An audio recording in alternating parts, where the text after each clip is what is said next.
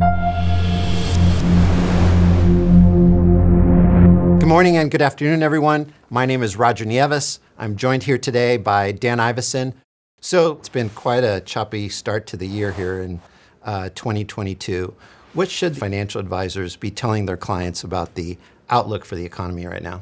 Sure. Well, you're absolutely right. It's been a choppy market environment in an environment with tremendous amount of macro uncertainty. Various cross currents, COVID reopening, which is a positive scenario for the economy, but it's leading to some pressure on prices given existing supply bottlenecks.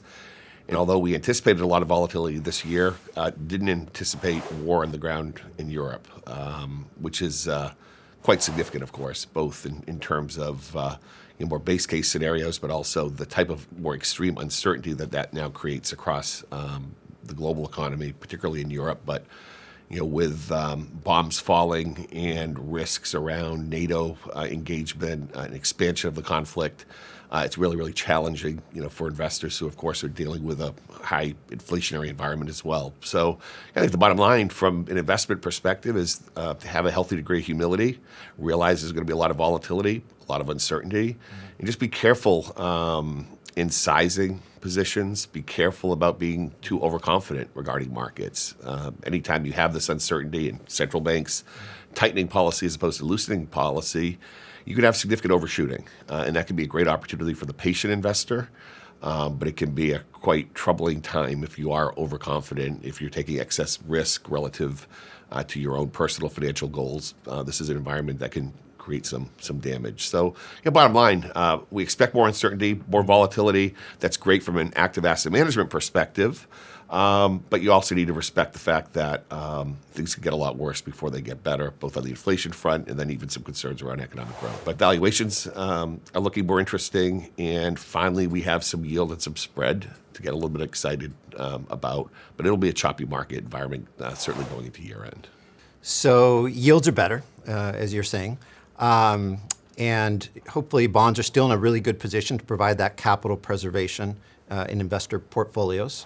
And then the benefit that we often speak to financial advisors about is diversification to equities, right? Which struggled a little bit earlier in the year, but more recently, right, we've started to see a little bit of that diversification come back into the bond market. Do you think that bonds are still well positioned to be that diversifying force in the 60-40 portfolio? We know a lot of advisors have been receiving emails that say the 60-40 portfolio is dead, but that may not necessarily be the case. Yeah, so we don't believe 60-40 is dead.